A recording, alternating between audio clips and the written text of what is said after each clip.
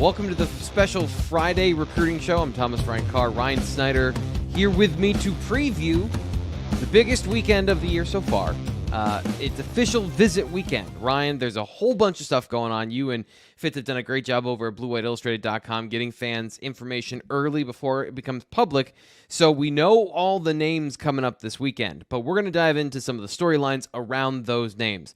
Right off the bat, anything interesting you want to share, anything top of mind for you this morning while we're recording for what you think coming up this weekend? 13 players, half of whom hold a 4-star rating, right? So that's good to see. And, a couple of those 3-star guys as well certainly are what we would consider, I don't want to consider late risers, but, fast rising, right? Guys who really picked it up interest-wise during the spring evaluation period. So that's good to see, right? Those are the guys you want your school to be involved with. Those guys who've gone under the radar a little bit. They go out and see them during the eval period, and all of a sudden they're picking up 6, 7, 8 offers in a 3-week span throughout May. So Penn State's involved with a couple of those guys, but a lot of familiar names as well. From Liam Andrews to Jalen Harvey. You have Poly coming up as well, which we'll get into a little bit. He's of course an in-state prospect, Xavier Gilliam. So we'll get into all these guys, but it's a quality weekend, 13 guys. It's about what you expect for that first weekend. You'll see the next 2 weekends, probably especially next weekend with the committed guys coming in. You'll see a couple bigger numbers, but Penn State likes to try and keep it around 15 or so guys. It's you want to get as many guys on campus as you can, but you also want to make sure that you don't have too many that they're not getting the ample amount of time. Staff's only so big. They've expanded a lot in recent years, but you want to make sure that those guys are always getting everything they need whenever they need it, really. A couple of position coaches will have their hands full, and we're going to get into that in terms of positional breakdown and some of the interesting parts of how all of this came together. The thing that I want to start with, though, is Fitz, I believe it was either on the Wednesday show or last week, called the first weekend kind of a warm-up weekend where you don't want to have all of your most important prospects coming on campus. You want to have a select number. But this list grew pretty quickly and substantially, I'd say, towards the end of this week, heading into the official visit weekend, where now it's a pretty great list so far. Let's start with Liam Andrews. As you mentioned, he's going to be here. Can you tell us how this kind of fell into place and how important it is that he is here this weekend to see Penn State and for Penn State to continue to develop that relationship and try and stay in the lead for one of their top targets? Yeah, Liam's not one who talks a whole lot, right? So can't pretend that I have a great feel on what he's been thinking throughout the whole process. I mean, what we would say is obviously he came up for the blue-white game, and leading into that, it felt, I don't want to say Penn State was fading, but he was taking a bunch of visits down south and all these different schools, and it certainly felt like at the time Penn State was maybe top 3 or so. Then it felt like maybe they're not quite there. Well, here you go. He comes back for the blue-white game, has a great visit there, and all of a sudden it feel pretty comfortable in saying Penn State's going to be top 3 here. Florida, Wisconsin, certainly they're both going to get official visits from what we understand. Florida is set for June 16th, and that's the school I'm really focused on. I think Wisconsin's certainly in the mix, but I do feel like this is a Penn State-Florida battle. One thing Liam's already opened up about, we know he has a senior project that he has to do at his school, the Dexter School. If he wants to enroll early, it requires over 100 credit or 100 hours of some sort of service that he has to get done. And with football season coming up, right, he needs to bang those 100 hours out. So my point with all this is that, we know Florida's June 16th. I think Wisconsin's going to be in between those two. And I wouldn't be shocked at all if we get a commitment here in June. Absolutely early July at the latest, because again, he wants to wrap this up. So 6'4.5-ish, 255. I mean, we're talking about him as a defensive lineman, because that's where Liam wants to play. But this is absolutely a guy who could play on either side of the ball. Penn State just wants to get him here, obviously get him signed and get him on campus at some point, and they'll figure it out from there. It just, if you're watching the highlights here on YouTube, it's hard because these are some new highlights. He put together, I think, a new highlight package that more emphasizes his defensive line abilities. And we talk on the message board about finding a defensive tackle and finding a guy that can be kind of a game changer on the interior. And I understand Liam Andrews can play left tackle, and he would be one of the best tackle prospects that Penn State has gotten in the last 4 or 5 years. But I'm also really tempted, watching that film just to go, you know what? I understand that. They have some upside plays, some guys that are really good on the offensive side. I don't think I'd be dissuading that much from playing defensive tackle, though, because you don't have to be 315 pounds. You just have to be unblockable. And he has unblockable qualities. You see the way his hands work.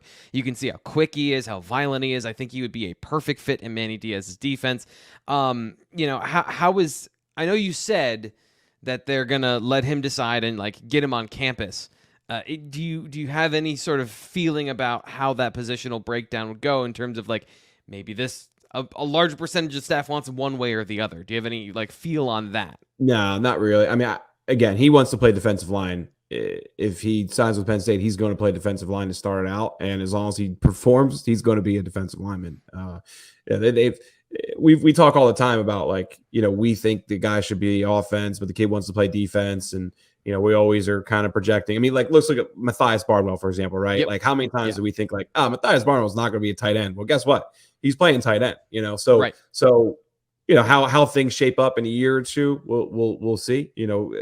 When guys are down on the depth chart, right, that changes their mind a little bit on things. But make no mistake, if he does sign with Penn State, he will be a defensive lineman, and he will be a defensive lineman for at least his first year, right? And see where the cards fall. So, at the same time, I know Phil Trotwine really wants him as an offensive lineman. So yeah, we'll see. Yeah, I mean, it's a great scenario to be in, right? A guy who can play both ways, a great athlete. Just want to get him signed, get him on campus, because again, he would be an earlier enrollee, and that would give him next spring to see how things shake out.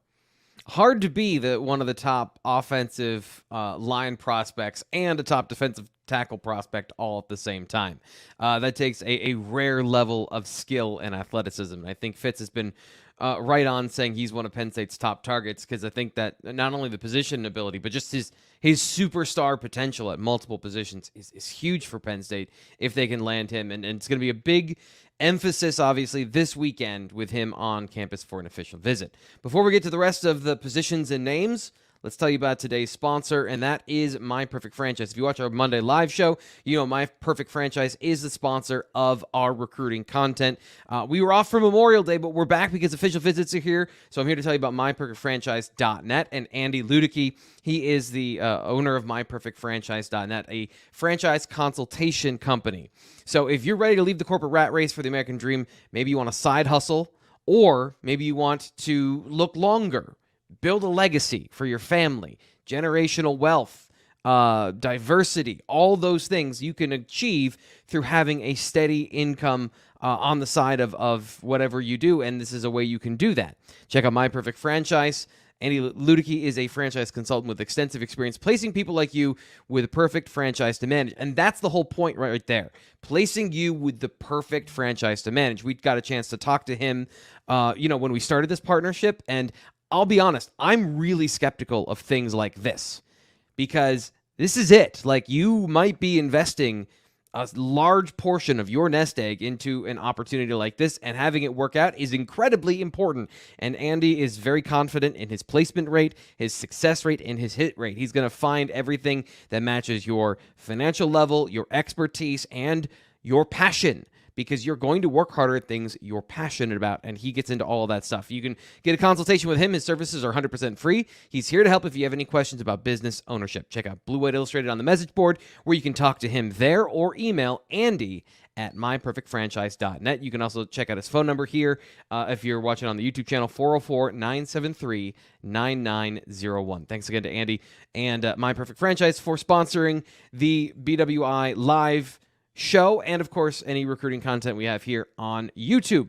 Huge recruiting fan, so he's into all this conversation. Ryan, let's talk now about the positional breakdown, because we started with Liam Andrews, but it's not just Liam Andrews. Defensive tackle takes center stage with a ton of top prospects on the board coming to visit this weekend. So where do you want to start with that? And first off, how does that work?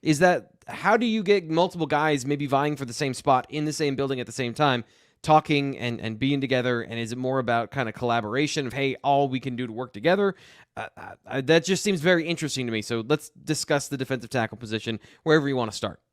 Yeah, well, I mean, to answer your question there, they really want to take like 3 or 4 defensive tackles this year, right? So they have 0 right now. Well, Caleb Brewer could potentially be defensive tackle. I'm Right. still listing him as an athlete, and it's really kind of just 50-50. I mean, they just want to get Caleb on campus, and they'll figure it out. Who, by the way, Caleb's going to camp this weekend with the staff, so I'll be really curious to see, what side of the ball he's playing on. If he's playing on both sides, we'll maybe get a little peek into that come Sunday. But anyway, Three other notables outside of Liam Andrews, of course, and Morris Williams was a guy we confirmed yesterday. 4-star prospect rising out of North Carolina. On 3 still has him at 3-star. He's a 4-star at every other site, and I'm sure on 3 will end up boosting him up here once the ratings are updated. The consensus has him at number 26 nationally as a defensive lineman. Number 239 nationally overall, for all positions. And we'll see. Penn State's, I don't want to say they're getting in a little late here. They did offer him about, I don't know, was it 5, 6, 7, 8 days ago?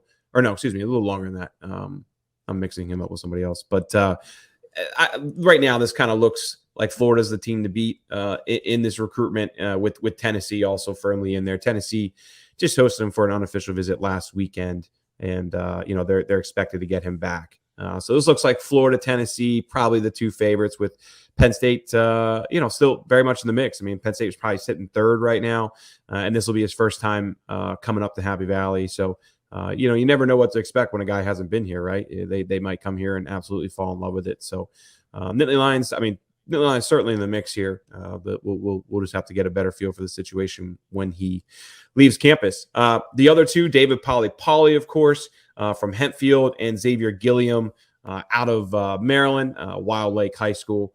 We've talked about both those guys substantially, of course, with Poly being an in-state guy, Gilliam, Maryland, not in-state, but maybe the state that Penn State recruits best outside of Pennsylvania. So 2 important players, both guys Penn State would absolutely take today, or, Sunday, I guess, if they wanted to commit. Gilliam, I still think Penn State is has all their chips pushed, not all their chips pushed in. I don't want to make that sound like he's their main guy, but he's a take. He wants to come in on Sunday. They will absolutely take Xavier Gilliam. He has a couple other official visits lined up: Duke, Virginia Tech, NC State. We'll see. I think he's going to take those other visits, but I also firmly believe that, and he understands Penn State's probably the best opportunity for him, and he's long been considered a guy that I expect to end up at Penn State. So let's see where the cards fall there. David Poly, of course, probably leaning towards Michigan right now. Penn State was expected to host him after Michigan. So in 2 weeks from now, was that June 16th to the 18th? That was the original plan. Our colleague EJ Holland, who of course works for the Wolverine, did an interview with Poly. I don't know, 5, 6, 7, 8. About a week ago, we'll say, somewhere in there. And he, pretty much flat out admitted Michigan's the team to beat, and that the Penn State stuff's kind of up in the air. Well, what's Penn State do? They get that information and they go on the attack. They line up Penn State, they line up an official visit, of course, for this weekend to get ahead of Michigan and make sure that they get him on campus, because it certainly felt like there was a real chance that wouldn't happen. So, let's see. I'd still probably have to lean towards Michigan, though. The Wolverines have an 85% chance, and according to the On3 RPM, and I think that's actually pretty accurate. That's probably where I would put that at the moment. So I'm sure this visit will go well. He's going to say great things coming out of it, but the Wolverines are going to get the last opportunity next weekend to change his mind, and we'll see We'll see where things go from there. How big of a weekend is this for Dion Barnes, defensive line coach? Because Jalen Harvey also coming on campus as well. Throw him in as a defensive end. How big of a weekend is this for Penn State to get on the board with a defensive line prospect? Yeah, it would be great if they could. Harvey would be my pick. Harvey or Gilliam would certainly be my pick, right? If they're going to get a commitment this weekend, those would be the guys. Look, Penn State wants to take, like I said, 3 defensive tackles this year. Like, that is a number they absolutely want. They would take 4. And then you have defensive end where it's like 2 or 3. So, they're aiming for 5 defensive linemen this year, potentially 6. And, right now, as we said, Caleb Brewer is kind of the only guy that would potentially fit that role. So they need to get the ball rolling here. At the same time, I don't want to have fans thinking that if they don't get a defensive lineman this week, that they're in trouble. All you got to do is look at the weeks ahead with Williams coming, from Philadelphia. You have Benedict Ume coming. You got Xavier Porter from Tampa. I know I'm missing some guys as well. Devontae Waller is probably a defensive end now. Like, there's a lot of options over the next 3 weeks. Brian Robinson, of course, I didn't mention, out of Ohio. So, like, there are quite a few quality guys. And again, like, Penn State's going to set the bar high with some of these guys. They're going to take some other visits, and then they're going to end up committing on the back end of the month or early in July. So let's see. I don't want to overthink it too much, but don't get me. I mean, make no mistake. They need to get the ball rolling along the defensive line. Another place, let's skip over to another room that doesn't have any commits right now. Receiver, another new coach in the staff with Marcus Hagans. What can you tell us about the receivers that Penn State has on campus this weekend? Yeah, two important guys. Chance Robinson, I've been pounding that drum for a long, long time now. He's committed to Miami out of St. Thomas Aquinas. Very strong relationship with Chance and his family. I mean, that's the feedback I continue to get is that, Penn State feels like they've really built a good connection with his parents, both of whom are police officers in Philadelphia, in Miami. I just think from what I understand, they really like a lot of what Penn State's program stands for, right? So let's see. This will be I think Chance has only been here once before. I thought he came to the whiteout game last year, and I think this is going to be only his second time on campus. So he also has official visits. I can't talk today, T. Frank. Official visits lined up to Florida, Auburn, and Miami, right? So he's going to check out some other schools as well. Like I said, he's committed to Miami, but Auburn and Florida are going to get him on campus. But out of the guys committed elsewhere right now that Penn State's still pursuing, I certainly feel that they are under the impression that Chance is one of their best opportunities for a flip candidate. Now, of course, we'll get to December down the road when coaches, get fired or whatever, and there will be many more opportunities for that. But right now, Chance Robinson certainly stands out from that perspective. It won't be easy to flip him. I don't want to pretend like this is something that's leaning in Penn State's favor or anything like that. It's certainly not. But there's just been a lot of positive talk and a lot of talk that he fits this program really well. I mean, that's been the talk since really, last year about how well he fits Penn State. So this will be their chance to prove that. Go ahead. This is what we were talking about with King Mac as well. St. Thomas Aquinas, the same team that King Mac came from. Feels like that's kind of a general vibe. St. Thomas and Penn State kind of have a similar outlook as programs, and they have players that fit really well. And by the way, Chance Robinson, you were right. I watched his film, and I kind of took a deep dive into it. I think he's awesome. I think this dude is something special, and they've got a couple of guys lined up like that. If they can flip him, I think he would be a major win for the receiver class.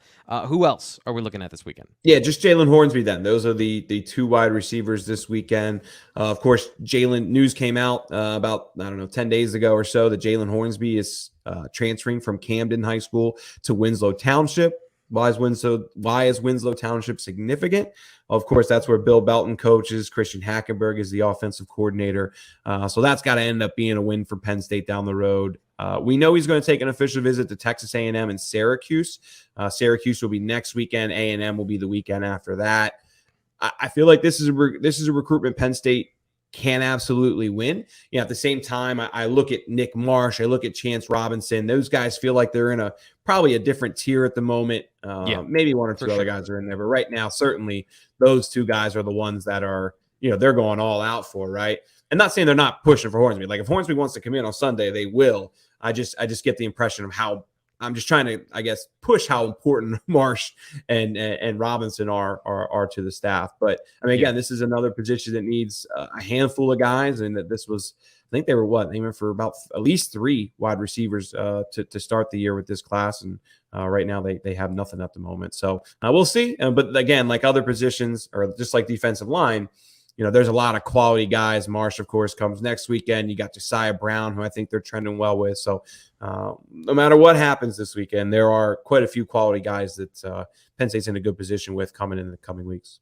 Yeah, I wrote about the receiver position. I wrote a lot about receivers this week, but before the show today, we posted this breaking down by position, and then, kind of ranking players, and Hornsby is a committable player, right? He's a really talented football player, but as you mentioned, like in the hierarchy of other players on the list, there are a couple that might be higher. So there's that nuance. There's that kind of middle ground of everything goes right for Penn State. You have to make some tough decisions on Hornsby, but absolutely part of their plans, I think, in terms of talent level and fit for what they're looking for. Because remember, I don't need to tell you, you've been telling me they want to get bigger, and he plays big, as you could see there on his highlight film.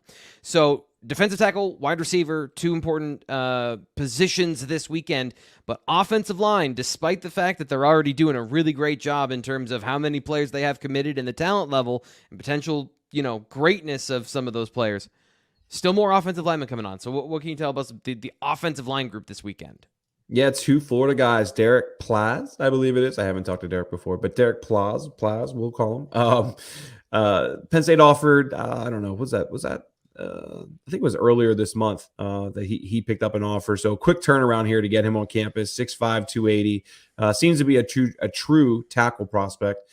Duke, Miami, NC State, all three of them are expected to get him on campus later. So this wouldn't be a guy that I would expect Penn State to get a commitment from this week or anything like that. And then you have Ty Hilton as well from Oviedo, 6'4", 272 is what we have him listed at. He's a true tackle prospect as well. He's a guy that I'm really curious to see where he stands. Yeah. I'm curious to get measurements on him this week. Just kind of see where he's at. But I know Troutwine went down to his school. I think it was around May 25th. Yeah, it was the day he got offered.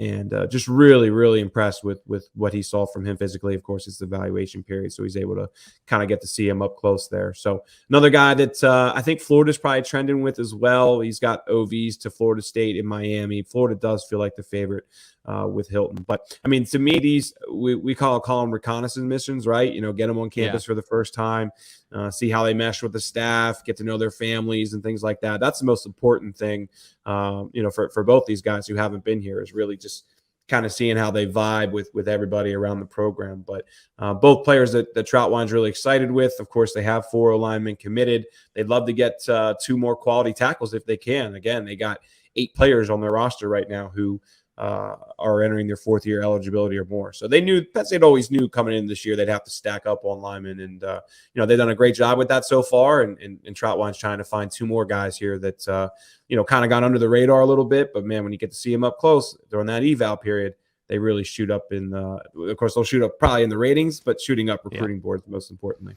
Yeah, 2 things stand out to me about these guys. First off, both are excellent athletes and kind of like fit all of the mold you're looking for in terms of a swing tackle, because especially Plaz, I think he has really good guard versatility as well. So you take him as a tackle, but I believe he has the ability to play inside, where they've got 2 really tall guys that they've already have committed that are pure tackle prospects.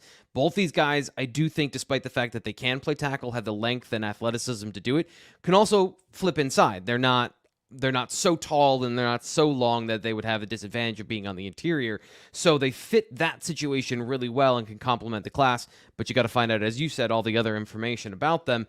Really smart to target guys like this here in the class, considering the other guys that they're going to have in terms of, the top targets they already have on the board.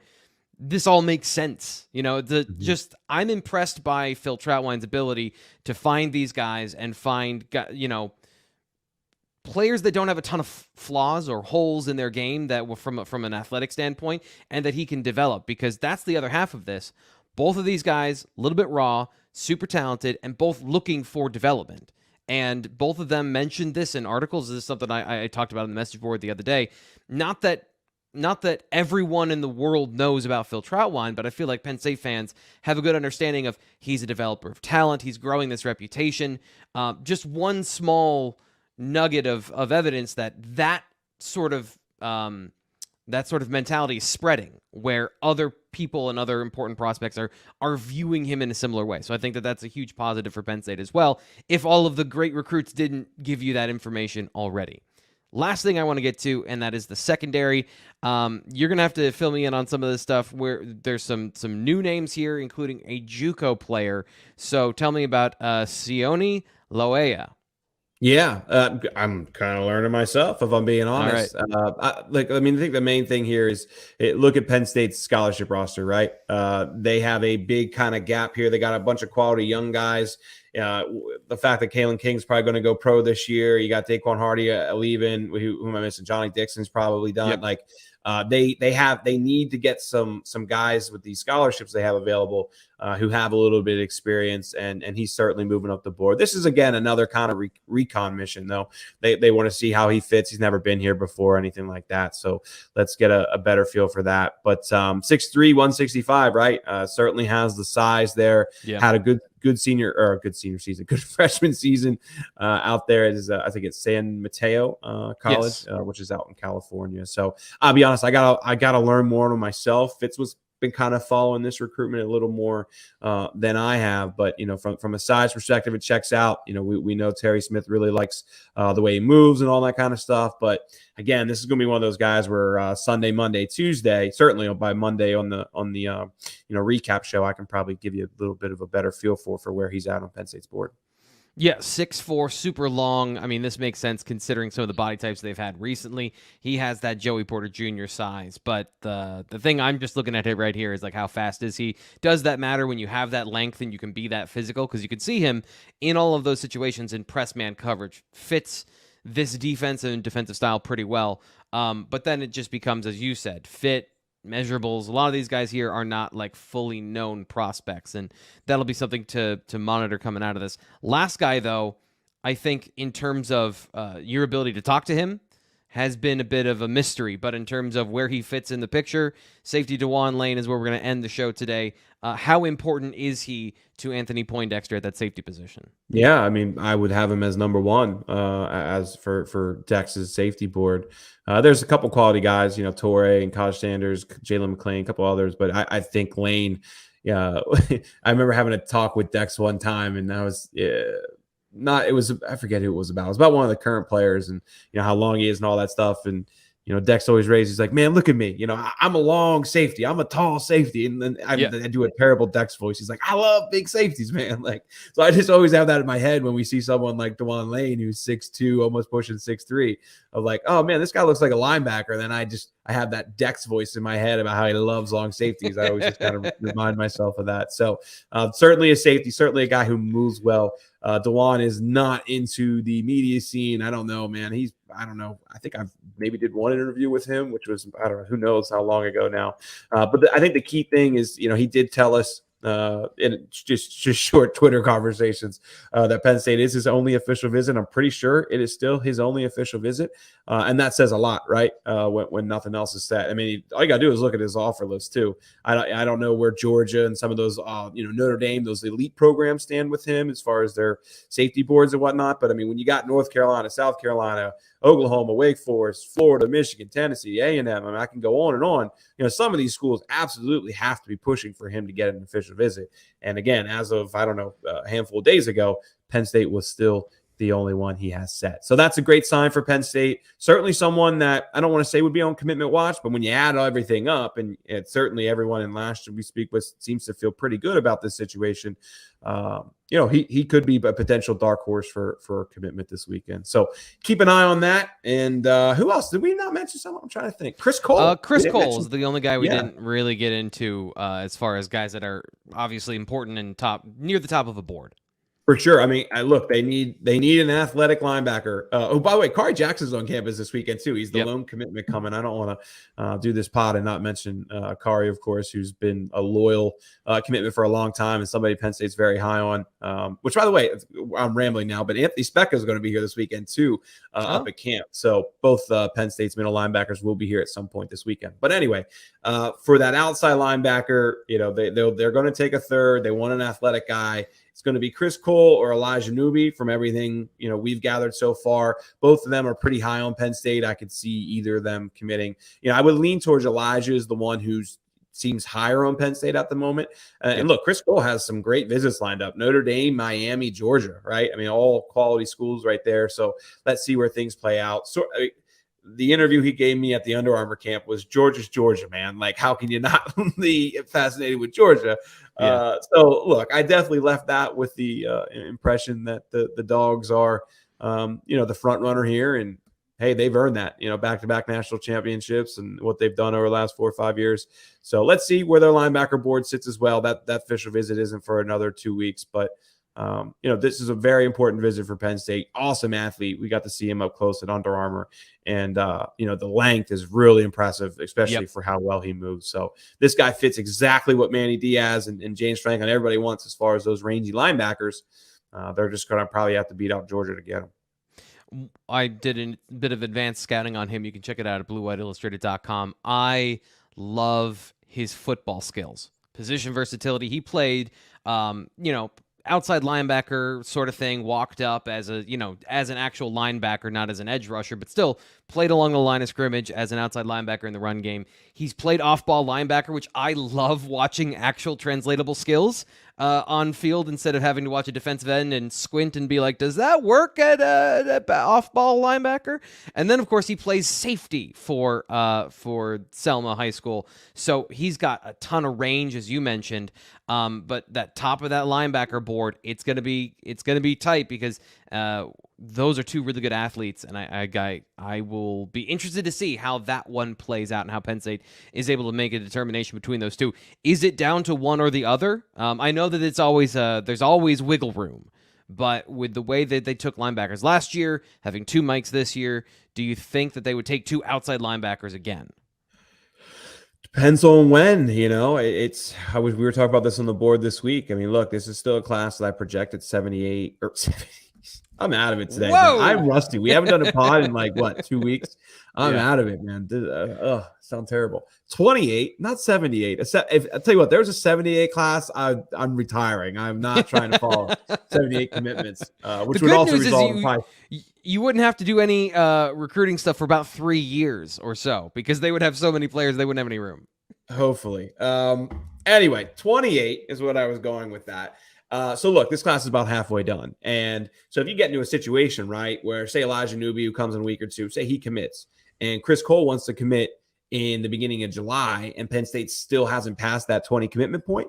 Yeah, I don't see how you pass him up. And even if they get a little bit above 20, he's too good of an athlete to pass up. But again, if we get into a situation where they're at 23, 24 commitments and they got two defensive linemen committed and, one wide receiver, something like that, well, then, yeah, you have to make tough decisions there because you have other positions that just simply need the numbers. So it's always kind of a when, who, where a kind of situation. It's never really black and white. It just depends on who the player is, who's already committed, and the spots that are still needed to hit. So, but I mean, look, both these guys, look at their length, look at the way they move. They're everything that Penn State wants at that position. So it'd be really hard for them to say no. If you want more information on recruiting, bluewhiteillustrated.com. The new June offer, I believe, is $1. $1. It's back, T. Frank. Remember when you used to pull out the dollar? Yes, back, guys. It's only 3 months now. You guys missed out on the full year thing. If you didn't take advantage of that, I'm sorry. But yeah, $1 for 3 months. You get all summer for $1. You can also do a year for 50. But I mean, come on, $1 for 3 months. I don't know how you can pass that up. Yeah, so check that out, bluewhiteillustrated.com. There's never a bad time to sign up. This is a great time going into all the flurry of information about who's committing, who's not committing, who's coming, who's not coming, because behind the scenes, the things that we haven't seen or talked about here on the show is who was on the list and who is off the list and who wasn't coming, all that stuff.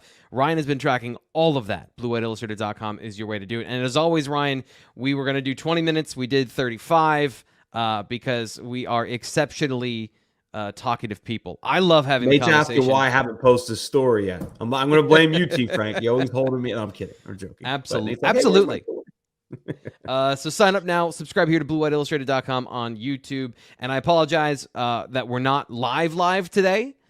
Just the scheduling with how everything goes on recruiting weekends. We weren't able to get this done live at noon because there's a bunch of stuff going on. So we went with the sort of live look here on YouTube. But we'll be back to doing live shows on Monday. Ryan and I will be back. You're not the only one who's rushing into the weekend. By the way, not a weekend because Ryan and I are going to be there Sunday getting all kinds of information. Camps are going on. It's camp season.